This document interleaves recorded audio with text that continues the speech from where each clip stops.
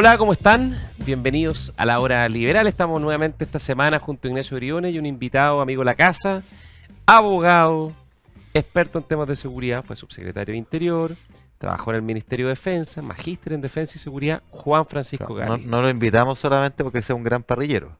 A la víspera del 18. No, también eso. Bueno, Además, le vamos a pedir una receta, le ¿Ah? vamos a pedir una receta de 18era, porque lo recomendado esta semana tiene que ser 18. Me gusta. yo voy a hacer un recomendado de 18. Ah, entonces. mira qué bien. ¿Cómo estás, Juan Francisco? Muy bien, ¿Bien? muchas gracias por la invitación.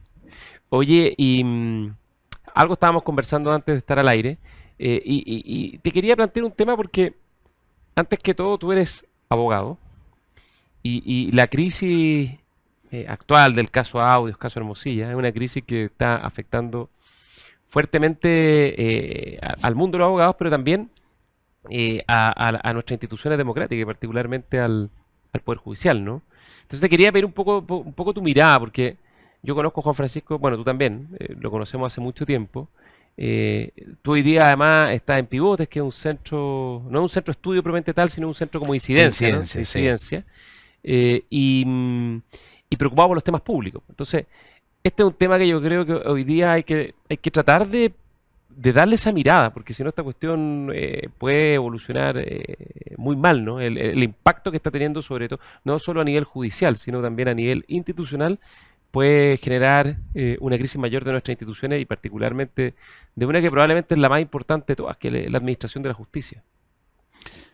Sí, mira, la verdad es que lo que uno ve hasta ahora es muy grave y además, como tú decías, y afecta uno de los poderes esenciales para el desarrollo correcto de la democracia, de las instituciones, y además yo diría que tiene un problema adicional, que probablemente si uno ve las encuestas de valoración ciudadana, después de los políticos y el Congreso, los que estaban más abajo en la Claro, valoración ciudadana ya era el Poder Judicial. era el Poder Judicial y la el Fiscalía. Ministerio Público. Sí.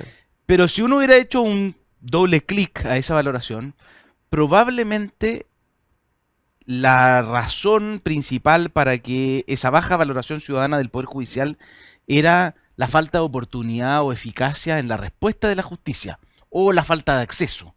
Y no tanto el que existiera una impresión de corrupción en el sistema judicial. Y yo creo que esto le añade, por lo tanto, a esa baja valoración del sistema judicial el factor de corrupción o del tráfico de influencias asociado a los que eran los líderes o son los líderes del Poder Judicial, como son los ministros de la Corte Suprema. Entonces yo creo que vamos a ver si las encuestas después muestran una caída en esa valoración ciudadana Ahora, del sistema de justicia. pero yo creo que es relativa esta idea de que la justicia no está teñida por las malas prácticas o que no hay visos de corrupción. Porque quizá uno pensaba, un poco ingenuamente, yo soy ingeniero, Ignacio es economista, por lo tanto somos gente muy distante a este mundo, al mundo de la judicatura. Uno pensaba, claro, la Corte Suprema, distinto, generalmente está esta idea de que llegan los más capaces, ahora hemos visto que más capaces, pero con más vínculos. Los más sabios. Los más sabios con más vínculos, podríamos decir ahora. Pero claro, gente que quizás no es directamente del Poder Judicial, pero que forma parte del amplio sistema de administración de la justicia. Uno diría, desde los jueces de letras, pasando por los notarios, por los conservadores, siempre ha estado esta idea de que los amiguismos, el pituto, los vínculos, la cercanía, la amistocracia, digamos, pesa demasiado. Y de hecho yo creo que lo hemos hablado antes, Ignacio, acá en el programa. A mí una cosa que yo nunca puedo olvidar, cuando yo era ministro secretario general de la Presidencia, nos tocó impulsar, junto al ex ministro de Justicia Hernán Larraín, una reforma muy profunda al sistema de nombramiento de notarios y conservadores. Y el proyecto lo logramos sacar de la Cámara con muchísimos problemas, porque si bien cuando se votaba en comisión y se discutía, tenía mucho apoyo de los parlamentarios, cuando llegó a la sala, una cuestión increíble. Esto no es una cuestión ideológica de izquierda o de derecha en contra o a favor del proyecto, sino que de lado y lado, literalmente la imagen gráfica que yo tengo es en la sala, parlamentario a último momento acercándose con los argumentos más inverosímiles a pedir que se postergara la votación o que se dilatara el proyecto. Entonces, No, está bien. ¿cuánto es que lo estamos descubriendo y cuánto es que la cuestión está realmente mucho más... Pero es que yo hago la distinción ahí y quizás en una misma palabra estamos conteniendo distintas críticas. El tema de los notarios efectivamente era un problema y de la endogamia judicial también lo era. Por eso se hicieron reformas a la composición de la Corte Suprema, cuando se amplía el número de ministros de la Corte Suprema y se introducen la posibilidad de que no solo fueran jueces los que accedieran, abogado externo. sino que abogados externos. Que es el caso de Jan Pierre Matus y Ángela Ivanco, que son externos al Poder Judicial. Así es, o sea, no son jueces de carrera que terminan, el cúspide de su carrera judicial es la Corte Suprema.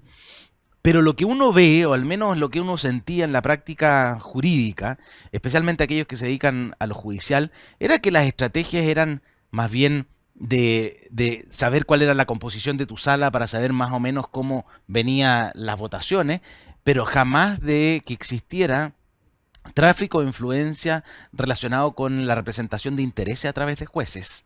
Y al revés, por lo menos lo que a mí me tocó. Yo fui, ni siquiera trabajé como abogado, fui procurador, pero me tocó ir mucho a tribunales. El juez era una figura muy respetada.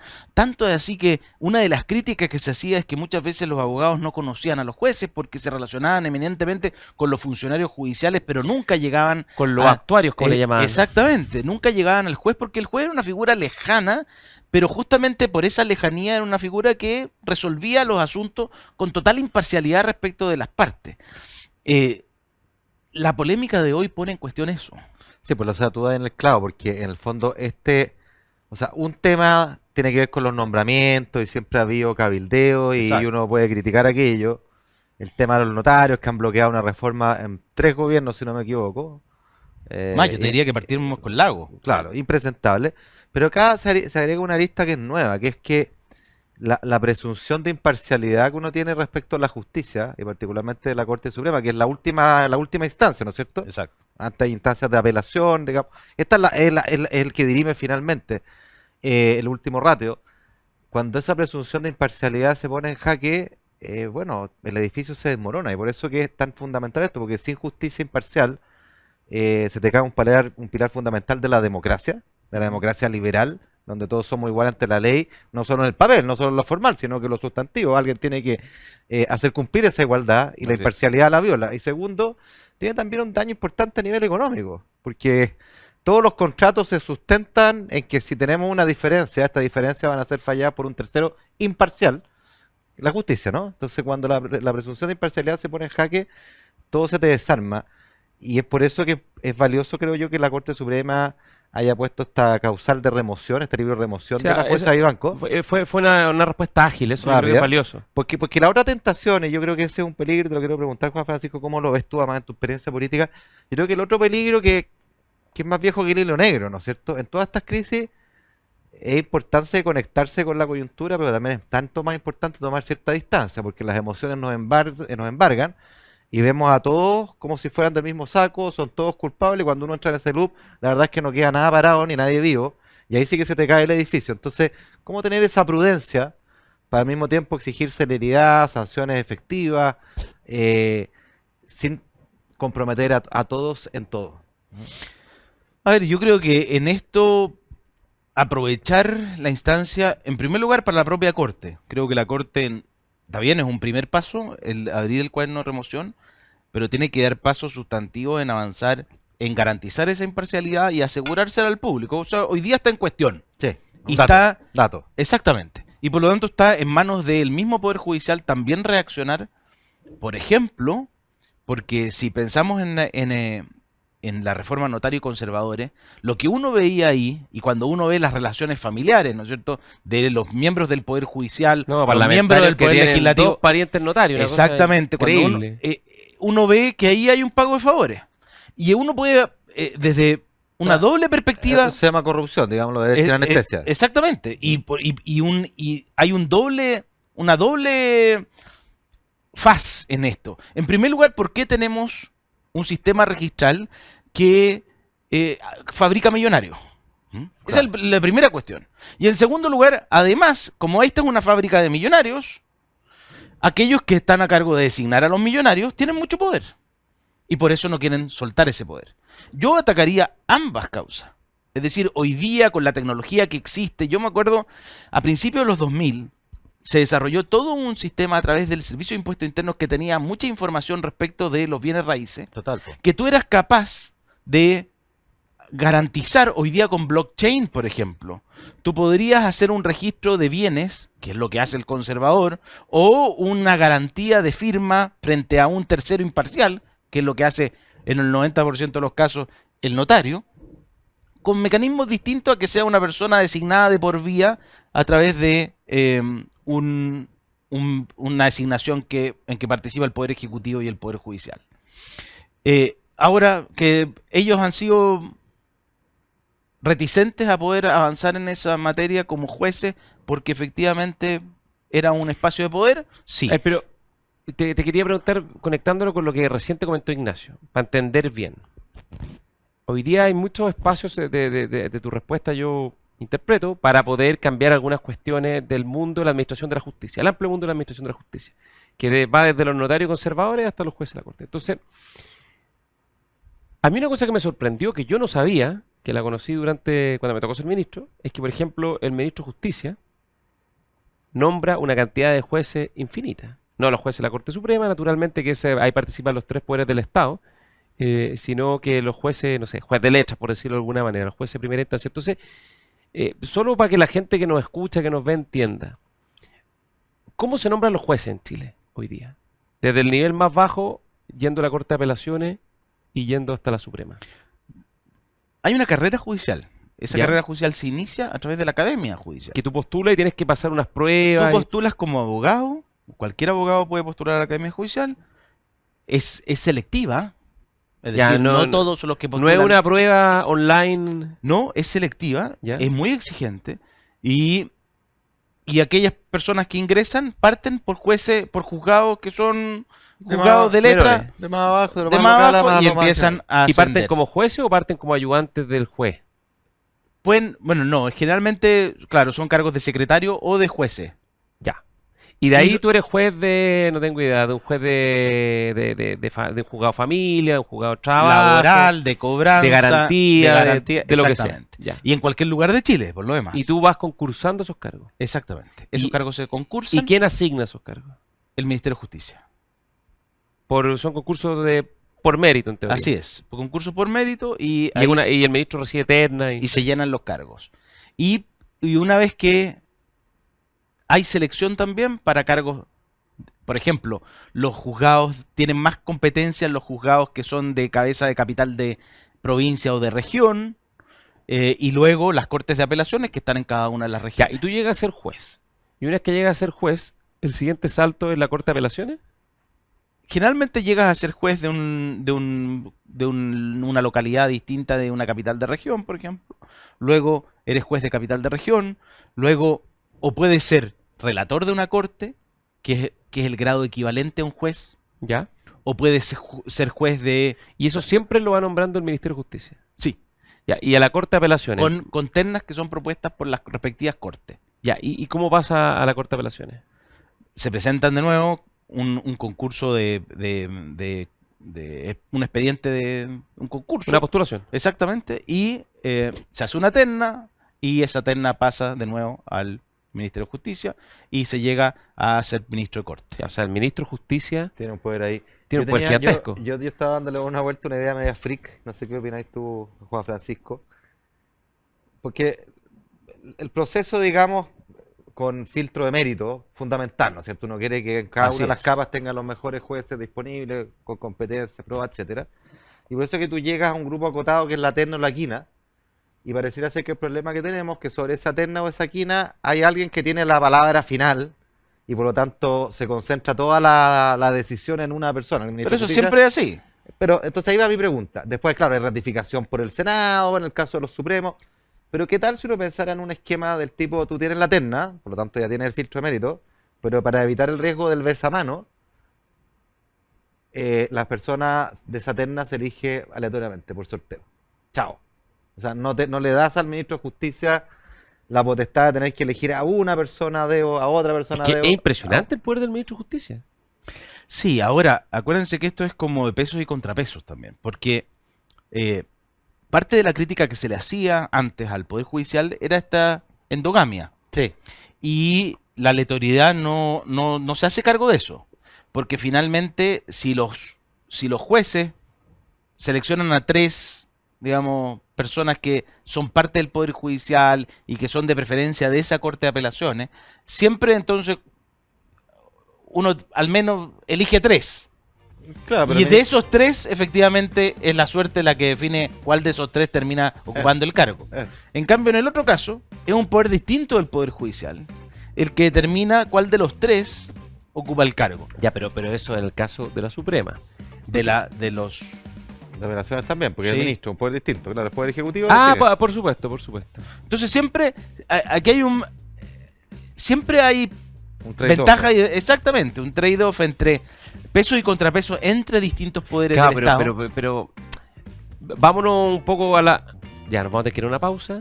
Vámonos Y a la pausa. vuelta volver a Vámonos la a pausa. solucionática porque esto es realmente interesante y se le pone poca atención y pucha que es importante. Vamos a una pausa a la hora liberal con Juan Francisco Gali y volvemos. Hola, estamos juntos, claro, juntos todos los días, todo el día, en Radio Agricultura y en Agricultura TV. Sé parte de la comunidad de Deportes en Agricultura. Escúchanos aquí en Radio Agricultura 92.1. Entretención aquí en Agricultura y Agricultura TV. Búscanos en redes sociales como Deportes en Agricultura. Síguenos en agricultura.cl. Síganos en todas nuestras redes sociales. Síguenos en TikTok como Deportes 921.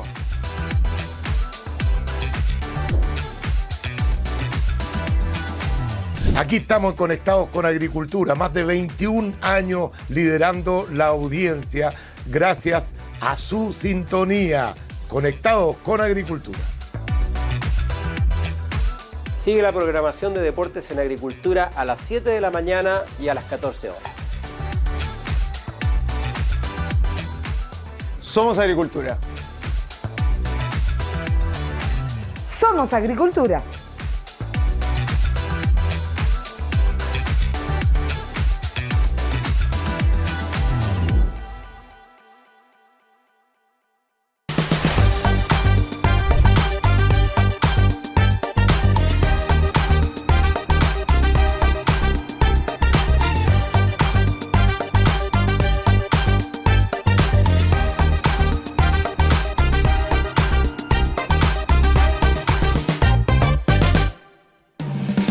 Estamos de regreso en La Hora Liberal con Ignacio Briones, Juan Francisco Gali, abogado, ex subsecretario de Interior, ex subsecretario de Fuerzas Armadas.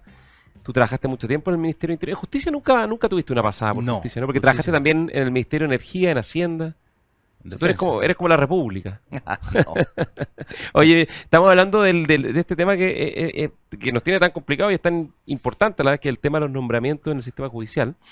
Y básicamente el sistema, para que la gente lo entienda bien, se va generando desde la misma judicatura, pero hasta la Corte de Apelaciones nombra al ministro de Justicia como una cascada, ahí para abajo todos los cargos, ¿no? Incluyendo los notarios también, ¿no? Ahora son decretos, o sea, al final nombra al presidente. Ahora es, Ya, pero es una pega al el ministro de presidente Justicia, es sí. el ministro de Justicia el que Sí, propone. Ya. sí.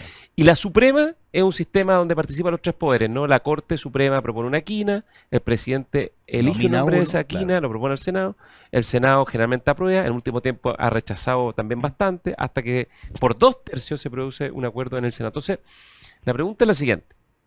El sistema, primero, tu balance general del sistema, es un sistema que en términos generales, esto hay que mirarlo en base a la evidencia comparada, porque puede que no funcione bien, pero puede ser un problema transversal en todo el mundo, en todas las democracias, que tiene poca solución. Entonces, lo primero de tu mirada es más bien que esto se han conocido problemas muy graves, pero en general funciona, o que tiene falencias que son muy importantes. Y lo segundo, ¿qué esquemas se conocen en otros lugares, se han aplicado en otros lugares, tipo sorteos, como dice Ignacio, u otras fórmulas? Están estos consejos de la magistratura o consejos Hay países donde judiciales. los jueces son electos.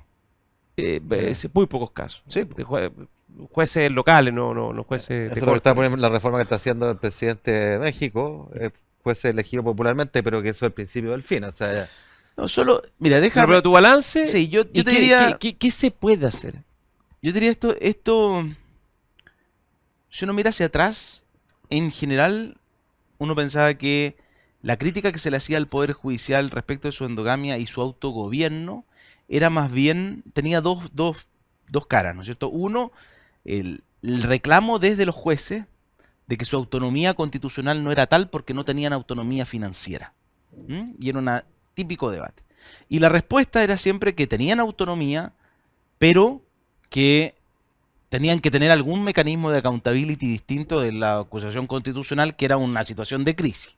Y si uno piensa, si uno tuviera que hacer un análisis, ¿no es cierto?, de cuáles son las características que uno desearía en un juez y por qué es bueno o es malo que haya participación de otro poder del Estado en la designación de un juez. En primer lugar, uno esperaría, si es que ese juez es institucional,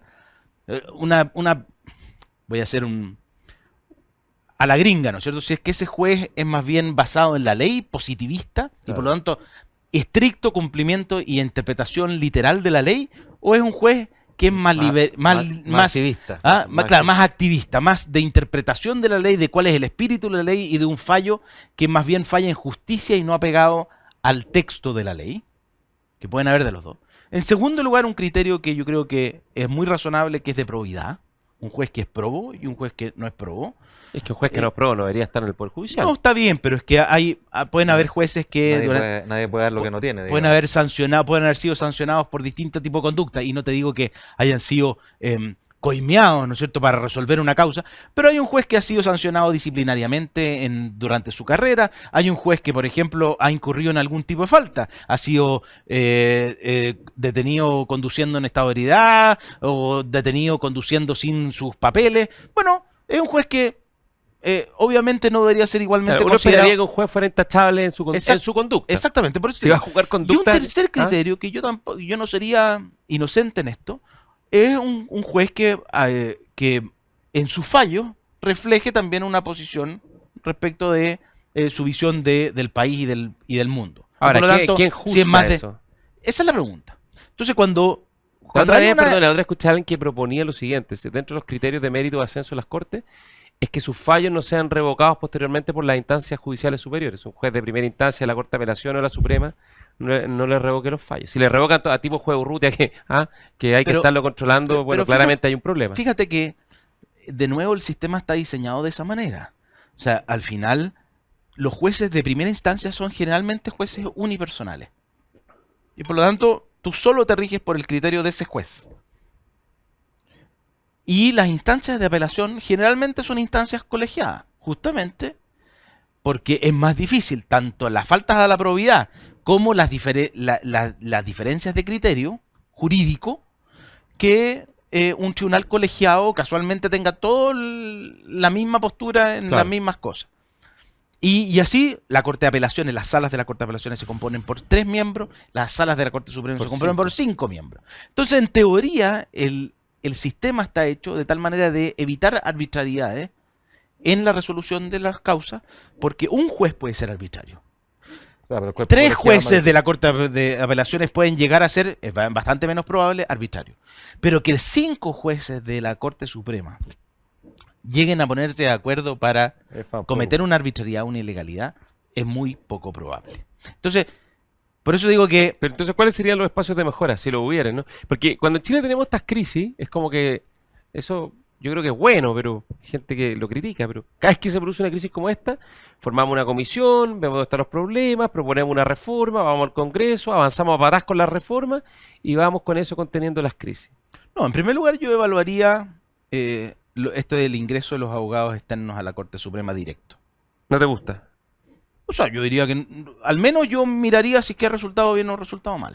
En segundo lugar, algo que dejamos en el ¿Eso cuándo olvido, partió? yo diría en los 2000. Ya, en segundo lugar. En segundo lugar, los abogados integrantes. ¿Mm? O sea, eso es algo que no ha explotado, pero el que abogados que ejercen la profesión muchas veces litigan en las cortes, después se constituyan como jueces, y además van a ser los candidatos principales para componer esos cupos de abogados externos. Claro. Jean-Pierre Matus era abogado integrante de la corte, y se hace carrera también como abogado integrante, y pasa a ser una forma de influencia Pues conoce a los jueces. Pues. por lo demás. Y ha constituido salas, sabe cómo fallan mucho mejor de lo que sabría cualquier abogado que no haya sido abogado integrante. Claro.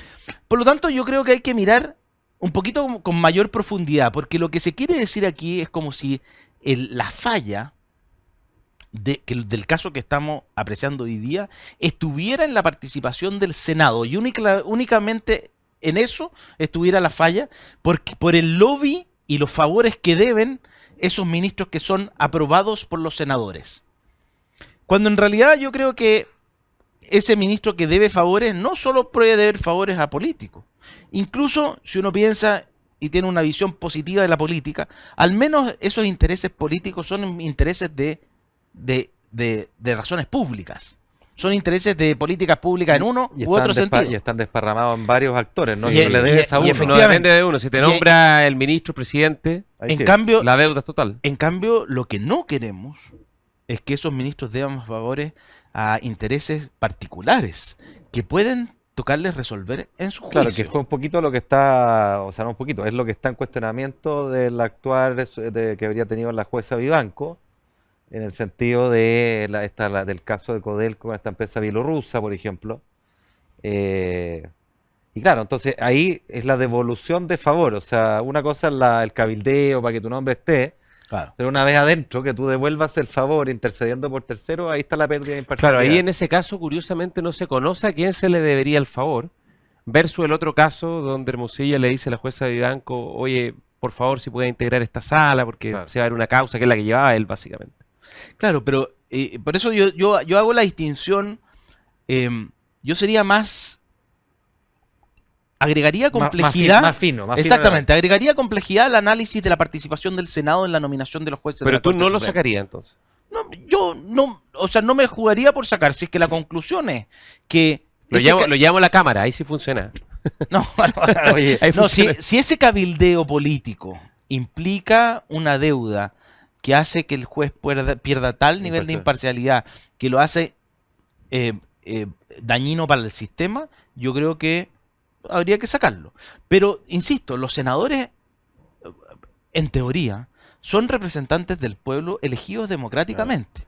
Y en esa condición participan en la elección de los jueces de la Corte Suprema.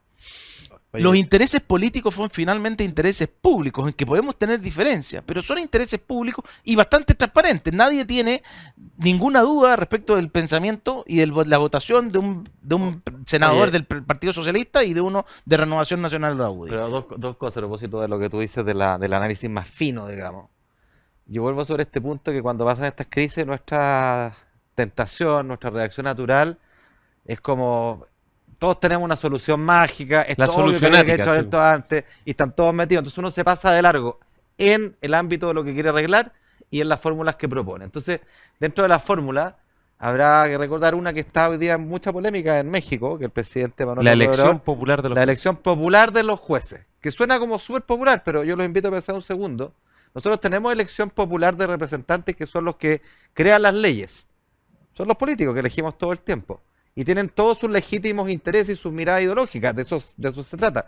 ¿Qué pasaría si eso penetrara de lleno en las cortes? Ahí sí que no habría imparcialidad alguna. No. Y habría riesgo cierto de concentración de poder según sea la tendencia, ¿no es cierto?, que se acumule en un lado O sea, en un otro. partido que elija parlamentario y que elija jueces. Fin Ah, del poder Estado, total, fin po. del Estado de Derecho, fin de la democracia liberal. Y la segunda que te quiero preguntar, entonces, ojo con las soluciones que parecen atractivas, pero uno tiene que mirar con mucha finura esto porque los incentivos importan, ¿no? Y en esa línea de la finura yo te quiero preguntar, también hoy día está la tentación, naturalmente la jueza Vivanco es totalmente acusable constitucionalmente, lo que está en juego es gravísimo, pero ¿hasta qué punto se llega a acusar constitucionalmente a otros jueces de la Corte Suprema sin la necesaria reflexión, de forma tal de no amplificar en exceso un problema que puede llevar a una crisis mayor? ¿Cómo ves tú ese tema? A ver, yo creo Hoy que día aquí, hay 4 jueces acusables, por lo que hemos sabido, y hay algunos parlamentarios que proponen que haya aún más. claro, pero es que aquí también hay que contrapesar, ¿no es cierto? Lo que está esperando la gente es que aquellas personas que han perdido imparcialidad y que no han cumplido con su deber de juez en un cargo tan importante y relevante para el país como es ser ministro de la Corte Suprema, bueno, no puedan seguir. Y el mecanismo institucional Sí, es la Comisión es la acusación constitucional. Lo que sí es que no podemos hacer equivalente el haber participado en una conversación a haber demostradamente perdido imparcialidad en un juicio producto de los intereses que estaban en juego. Claro.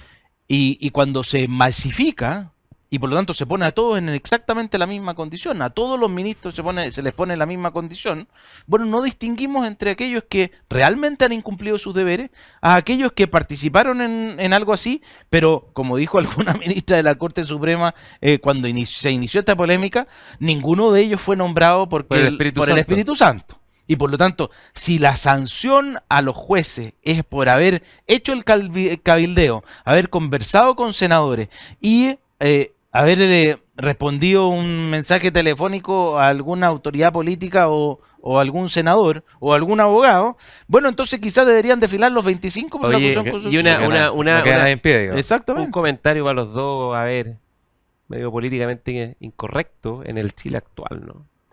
Y voy a hacer el statement, la declaración de que es gravísimo todo lo que se ha conocido, que es completamente reprochable. Pero ¿no les parece a ustedes que en esto hay muchísima hipocresía y doble estándar también? Ni hablar del mundo parlamentario, que en general en eso no exuda mucha, siempre hay una cuestión de juego de máscara, bien hipócrita el debate, especialmente en la Cámara, ¿no? Pero en general, ¿no? Como tanta gárgara, tanta... Pero al final, como lo dice un conocido conductor radial, todos sabían que existe este cabildeo, todos saben que hay abogados litigantes especializados en las cortes, en conocer cómo son sus composiciones, y ahora que se transparentan las cosas que se sabían pero que no se conocían, se escandalizan. ¿Hay algo también de esa cosa media chilena de...? Yo creo que totalmente. O sea, hay líderes políticos cuyo poder era ser el gran elector. Concentrar los votos de su bancada y ser ellos los que Frente a los jueces. ejercían el rol de negociación. Claro.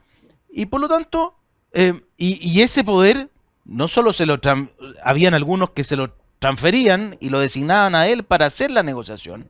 Por lo tanto, nadie se extrañaba y desde el Poder Ejecutivo también se agradecía tener un solo interlocutor que concentrara el poder y la votación y expresara la opinión de ese partido político.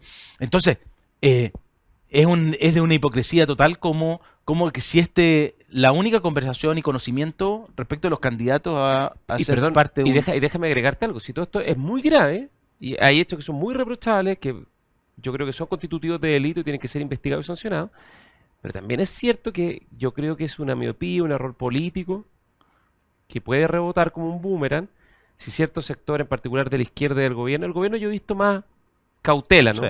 Pero especialmente en el mundo parlamentario, no se dan cuenta que también en su mundo, cuando levanten 3 piedras, van a aparecer 42 operadores políticos, A mí lo tráfico de A influencia. mí lo que me da más lata, fíjate, rabia incluso y tristeza, es que en temas tan graves, tan importantes como los que aquí se juegan, ¿no es cierto? Porque estamos hablando de un poder del Estado que sostiene la democracia, el Sí. Estado de Derecho,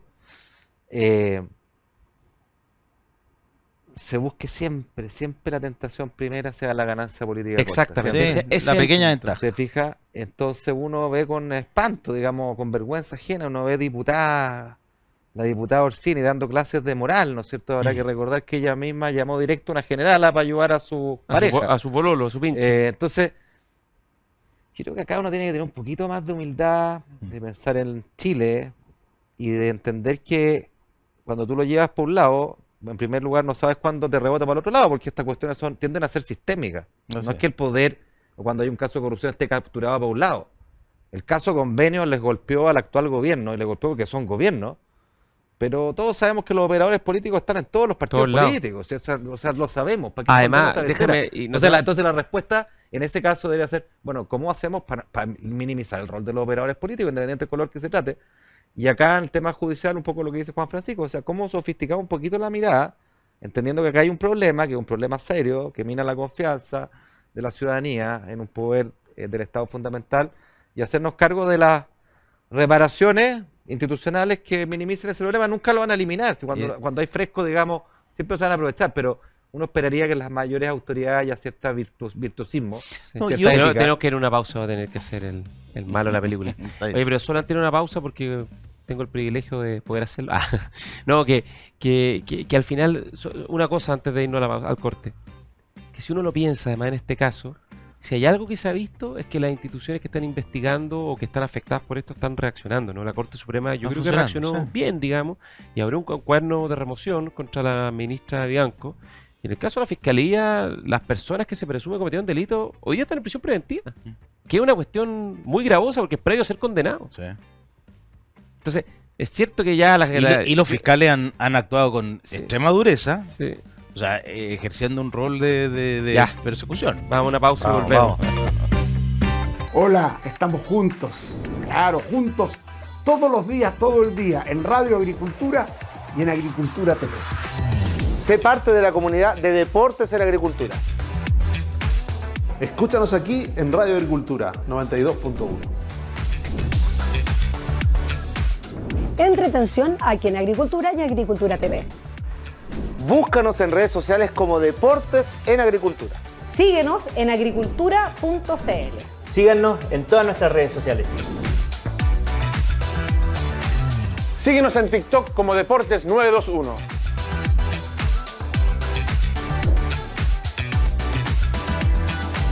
Aquí estamos conectados con Agricultura, más de 21 años liderando la audiencia gracias a su sintonía. Conectados con Agricultura. Sigue la programación de Deportes en Agricultura a las 7 de la mañana y a las 14 horas. Somos Agricultura. Somos Agricultura.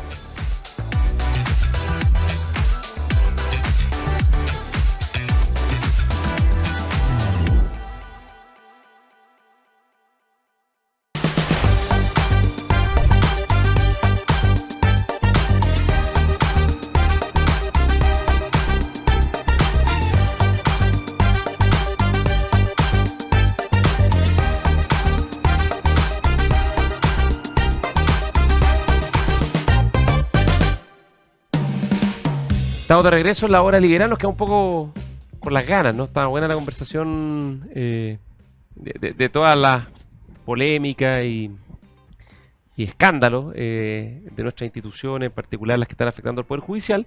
Y te quería plantear o preguntar una cosa más bien, Juan Francisco, porque acá hay una especie como de combinación, ¿no? Entre instituciones muy decimonónicas, las instituciones democráticas de la democracia, los poderes del Estado, siguiendo un poco al federalista, separación de poderes, cómo se eligen, cómo se administra el poder y la soberanía popular.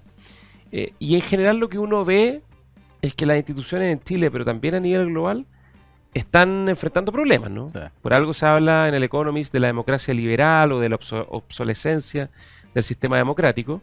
Y la justicia lo que muestra todo esto es que no está al margen de los problemas, y además esto es muy amplificado por el tema de las redes sociales, que parecen ser, por un lado, un problema muy importante en el funcionamiento de las reglas de convivencia democrática. Pero por otra parte, nos tocó con Ignacio conocer a una ex ministra de gobierno digital de Taiwán, Así es. Audrey Audrey Tang, Tang. que estuvo Audrey hace Tang. poco. Muy Y tú estás joven. en Pivote ahora, estás como Así es. director ejecutivo. La trajo No, no. Pivote. Estoy solo en el comité de incidencia. Ah, comité de incidencia, ya. Y Pivotes trajo a Audrey Tang, Sí. que de una u otra manera se conecta con esto, ¿no? Con las nuevas posibilidades o esquemas de funcionamiento de la democracia para darle legitimidad, porque el gran problema finalmente de las instituciones democráticas es cómo sostener su legitimidad, porque se sostienen, su solidez está directamente relacionada con la legitimidad que la ciudadanía le otorga, ¿no? Oye, como telón de fondo antes de Juan Francisco, pues yo se lo pregunté a ella. Yo siempre he sido escéptico de este rol de las redes para generar instancias participativas que compensen aquello que se nos pierde en estos tiempos.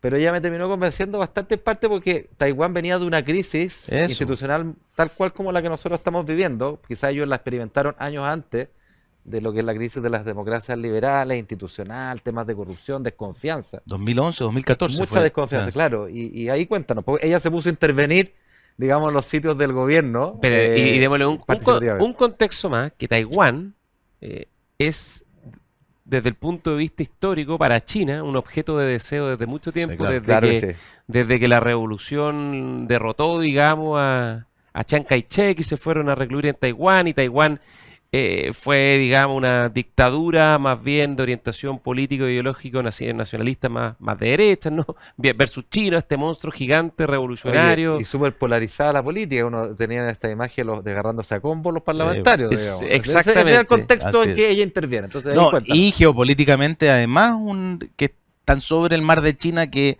es de alto interés estratégico para China. Mira, yo creo que tiene valor yo te diría al menos en 3 aspectos.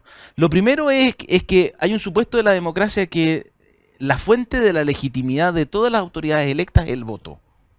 Y fíjate que el informe del PNUD, el último, lo que dice es que la gente cree que lo que ellos hagan y que su voto da lo mismo. ¿Ustedes se lo leyeron ese informe? Sí, yo me lo leí. Ha generado harta polémica. Sí, pero lo importante es como, y uniéndolo con lo de pivotes, ¿no es cierto? La gente se siente poco incidente y cree que su voto incide poco en hacia cómo se desarrolla su vida y su vida política, y más aún, cómo se desarrolla nuestra vida democrática. Entonces, y lo segundo es un poco lo que decías tú. Esto también es una... Estamos en radio, así que tú, Ignacio. Perdón, Ignacio, sí. Esto es una salida de una crisis. Y por lo tanto es una reflexión que no tiene por qué ser igual que la de Taiwán. Tiene que ser la reflexión chilena, pero al menos una experiencia donde la reflexión respecto de cómo relegitimar nuestra democracia y hacer más participativa nuestra democracia, en el caso de Taiwán, derivó en mecanismos digitales de participación en que se convocaba a los ciudadanos a incidir en la forma en que se hacían las políticas Esto públicas. básicamente como aplicaciones que conectaban a personas en torno a causas. Sí, tiene las dos cosas. Tiene, en primer lugar, todas las personas pueden proponer temas y soluciones de política pública a cosas específicas, desde gobiernos locales hasta grandes problemas. De ahí viene una especie de selección a la cual luego se convoca a personas en distintos lugares del país a participar, primero online, pero después presencialmente. Esa convocatoria aleatoria. Sí, tiene mecanismos como que son semi-aleatorios, porque son redes abiertas. Exactamente. Y de esa manera convocar a la mayor cantidad de gente con distintas visiones, miradas, perspectivas de distintos territorios, comunas, experiencias, edades, género, distintas personas participando en esta reflexión que propone una solución, o al menos reflexiona respecto a la solución. Y lo que nos decía Audrey era que muchas veces ellos se daban cuenta que habían soluciones que no iban para ninguna parte, y empezaban a tratar de dirigir la reflexión, no la solución, sino que, oye, pero tú te das cuenta que esta propuesta que tú estás haciendo tiene todos estos efectos negativos y por lo tanto generaría quizás más problemas que soluciones para la ciudadanía, y esa reflexión colectiva hace que aumente la participación, aumente la percepción de incidencia en lo que está ocurriendo, y eventualmente, pero ella destacaba mucho eso, que mucho más importante que el resultado de la política pública, ella consideraba que era la participación o la percepción de poder incidir en las cosas que se estaban discutiendo, es decir, en la agenda, y no solo en las cosas que se estaban discutiendo, sino también en la forma en que se llegaba a la solución. Una pregunta doble. Siempre estas cuestiones tienen el riesgo de que sean capturados por los que más se movilizan, ¿no? Entonces la pregunta es, exacto, ¿cuánta gente participaba realmente? Porque si tú me dices que en una Taiwán, no sé cuántos habitantes tendrá, pero supongamos serán 10 millones, si participan 8 millones, incapturable, porque además, pero si participan 15.000 personas, bueno, un poco lo que pasa en Chile, que quienes más participan son los más movilizados, son los mismos de siempre, de lado y lado, con sus intereses muy marcados. Y lo segundo es, ¿cuál es el resultado de esto? O sea, ¿qué efectos produjo? ¿Se midió de alguna manera respecto a la adhesión a la democracia, a la calidad de la convivencia, al estado de ánimo general de la sociedad? Sí, respecto a la cantidad de personas, pero ella destacaba mucho que la forma en que se convocaba era semi-aleatoria, es decir, no había necesariamente solo aquellos que manifestaban gran intensidad en la ONG, en los temas, exactamente. Claro. Y respecto al resultado, ella decía que era mixto, porque en algún momento hubo mucha incidencia y fue muy pop, digamos, se llamaba Sí. Gov One, una cosa Digital así. Government, no sé. Exactamente. Y que obviamente depende del impulso político. O sea, había cambiado el gobierno, ella ya no era ministra cuando vino Ella es activista ahora. Claro, ella es Por esta activista causa. por esta causa y ella nace como activista también. Sí, po. Sí. No es que... Hackea los sitios web del gobierno. Y Exactamente. con código abierto hace que la ciudadanía los mejore. Exactamente. Y ahí empieza. Entonces yo creo O que sea, es como Neo de Matrix. Sí, es una cosa muy así. temprano para evaluar el resultado. Y por eso yo no me enamoraría del instrumento taiwanés, sino más bien haría la reflexión de que hay que buscar en el siglo XXI mecanismos de incidencia para convocar a la ciudadanía que relegitimen la democracia. Y a lo mejor esos mecanismos no son los de Taiwán, Oye, ¿te fijas? Para Chile. Yo creo que eso es un camino súper interesante porque además es de futuro, construye con las herramientas que hay hoy día. No sabemos mucho, hay que venir a experiencia comparada. Pero creo que uno no puede perder de vista quizás el insumo fundamental, no sé si para reencantar con la democracia, pero al menos para no seguir degradándola, que es que la democracia está obligada a hacer delivery. Si no es capaz de hacer delivery, bueno, la impaciencia a la gente cunde y se va para cualquier lado, al elegir el populista de turno, al mago de turno. Entonces la pregunta es cómo la democracia, que es un mecanismo para tomar decisiones colectivas, eso es. Ese mecanismo es capaz de asegurar decisiones colectivas que permitan que la rueda se mueva en materia de seguridad, en materia de crecimiento en economía, en materia de educación. ¿Cómo responder a la coyuntura sin perder de vista también el largo plazo, la mirada ambiciosa de futuro? Porque si uno está solo en la corta y respondiendo por Twitter, los países tampoco avanzan, ¿no?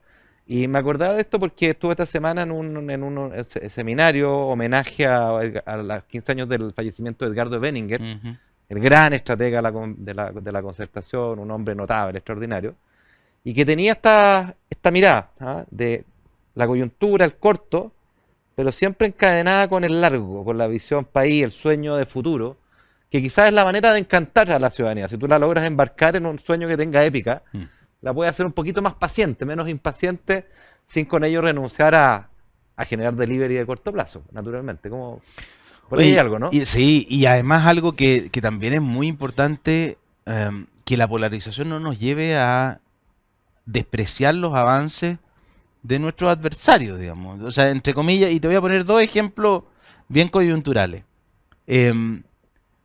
Quizás una de las mayores reformas y que ha cambiado vidas es la PGU en el sistema de pensiones, ¿no es cierto?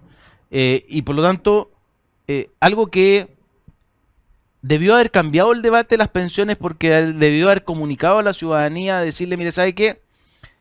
Está bien, falta mucho, pero el avance que hemos tenido gracias a eso, y además viniendo de una política que uno diría no es una política propiamente tal de un gobierno de derecha, al menos no esperable de un gobierno de derecha, fue impulsada por un gobierno de centro derecha como era el gobierno del presidente Piñera. Y te voy a poner el ejemplo contrario. Hoy día la ministra Toá destaca en cada uno de sus discursos que este es el gobierno que más ha impulsado los proyectos de ley de seguridad, el que más ha invertido en seguridad. Y uno podrá decir, bueno, que ojalá esa reflexión se hubiera hecho antes, lo que quiera. Pero efectivamente eso da cuenta de un consenso mínimo en la prioridad que tiene la seguridad para la ciudadanía y por lo tanto para el gobierno, que también es muy valioso. Pero seguimos, y la gente está más atemorizada que nunca, y seguimos como un discurso como si la crisis solo se agravara y nadie hubiera hecho nada. Nadie hizo nada en el gobierno anterior, nadie hizo nada en este gobierno sobre seguridad, cuando en realidad se han hecho muchas cosas y obviamente hay prueba y error, hay ciertas cosas que han resultado efectivas y otras que no, y vamos a ver si el día de mañana tenemos Ministerio de Seguridad, si es que esa va a ser una política efectiva o no, pero al menos hay una construcción de institucionalidad que lo que apunta es justamente a abordar el problema que la ciudadanía nos está diciendo que es prioritario.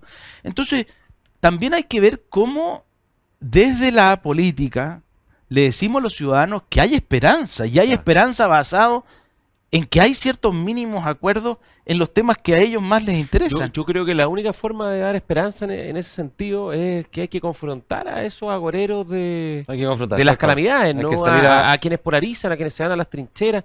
Si al final esto no es un fenómeno chileno, uno mira casi todas las democracias estos liderazgos más autoritarios, más de polarización, más de confrontación, del caos, ¿no? La política del caos, la política de la indignación, ¿sí? Se ha escrito mucho sobre eso. Hay que confrontarlo. Y hay que indignarse, pero indignarse llamando a mostrar de que sí hay posibilidades de cambiar el destino para mejor. Claro, pero que hay esperanza. Hay que Oye, ganar en la trinchera, cualquiera sea, de aquella o de acá, hay una sola certeza. Que no avanza. Que todos perdemos. Y probablemente retrocedes. Que todos Porque no hay, yo no conozco ningún país en democracia en el cual un bando extremo haya tenido todo el poder en el Congreso para hacer todas las leyes que quisiera. Y menos mal, ¿no es cierto? Porque la gracia de la democracia liberal es limitar el poder, es limitar los efectos, ¿no es cierto?, de la ocurrencia de aquello. Hablando de peso y contrapeso. Hablando de peso y contrapeso.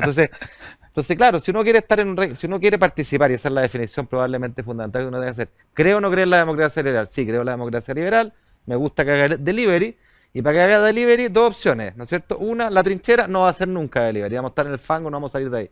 Y la otra es buscar acuerdos básicos en cuestiones sustantivas, no digo que en todo porque no se puede, y tampoco sería deseable, para algo somos distintos, pero en las cuestiones sustantivas buscar acuerdos, y si te dicen amarillo, bueno, responder con actitud, con ganas, porque quien te dice amarillo en realidad, esa persona sí que está siendo amarillo en el sentido de la cobardía, porque atrincherarse no cuesta nada, pero y sacrificar el bienestar de los chilenos y condenarnos al inmovilismo, me parece que es lo más cobarde que hay. Además que es un poco miope, porque al final del día siempre va a llegar alguien más vociferante y el vociferante va a ser superado por otro que va a tener un megáfono más grande. Y con eso al final es un juego de suma cero, ni siquiera suma cero, es negativo. Otro de los objetivos de Pivote que es compartido, yo creo, por usted, es también esta discusión que se está dando sobre la reforma del sistema político y ojalá empujar hacia no solo... A nosotros nos auspicia una marca que se llama Reforma del Sistema Político. No, pero nosotros le pagamos, nadie no nos paga a nosotros. No solo eso pero volver a los partidos programáticos, y eso era Benninger, yo me acuerdo que era un gran defensor, como militante demócrata cristiano en su momento y como ministro secretario general de la presidencia y después como senador designado, si no me equivoco, así que... Nos tenemos que ir, pero antes de irnos nos movemos, viene el 18, Juan Francisco me han dicho que es un gran 18ero parrillero y ven solo en 20 segundos, ¿cuál es tu recomendación para este 18? ¿Qué puedo recomendar? ¿Qué va a tener tu parrilla? Va a tener, mira, les voy a recomendar algo bien extraño que se llama queso de sangre. ¿Qué es un queso de sangre? Es un embutido hecho con sangre típico alemán. Es una butifarra. Pero es como una cecina. Y se puede cortar y se pone en la parrilla y queda... ¿Y dónde se compra eso? ¿Puedo dar una recomendación comercial? Hay cecinas Braunau de Valdivia. Se puso hace poco en Santiago. Y eso uno googlea cecina Braunau. Braunau y hay queso de sangre. Ignacio. Yo voy a recomendar un corte, que a lo mejor ya lo conocen. Se ha puesto súper de moda uno que se llama el Flat Iron. Sí, así es. Que es bastante caro y es muy rico, una carne sabrosa, tierna, blanda, que viene de un corte que es más barato en realidad, que se llama la punta paleta. La punta paleta. Claro. Y que es una carne que tiene una membrana arriba que hay que sacársela, al otro lado también se la saca, y al medio tiene un gran nervio, pero que divide el trozo de carne en dos mitades iguales. Entonces uno con un cuchillo se mete en el nervio como si fuera la piel de un pescado, lo saca, te sale el primer filete, por el otro lado, el otro filete se pierde un poquito de carne, y te quedan tus dos buenos bistocos, digamos, listos para la parrilla. Oye, a mí el que nunca me falla, y ahora sí que nos vamos, es un primo hermano de la punta paleta, la punta picaña, con una receta que se la aprendí mirando en YouTube al profesor Clocker, ¿no? Sí. Por el lado sin grasa, 5 minutos muy fuerte para sellarlo. ¿Lado sin grasa? Por el lado sin grasa, 5 minutos muy fuerte. De eso, cuando la mano arriba de la parrilla aguanta 3-4 segundos, 5 minutos. Después 50 minutos por el lado con grasa, claro, pero levanta la parrilla cuando la mano ya te aguanta sobre el fuego unos 10 segundos. 50 minutos, no hay que perder la paciencia, el fuego no puede decaer. Después una última vuelta de 10 minutos de nuevo por el lado sin grasa. Esta es una cuestión científica. Sale, la dejas descansar fuera de la parrilla, muy importante no cortarla al tiro, 5 minutos de descanso y sale perfecta. Yo he probado la mano de Gonzalo Blum. Espero que hayas probado la punta picaña, porque la mano... Ya nos vamos, Juan Francisco Gali, Ignacio Briones, la hora liberal. Que tengan un buen 18. Chao, chao. Chao.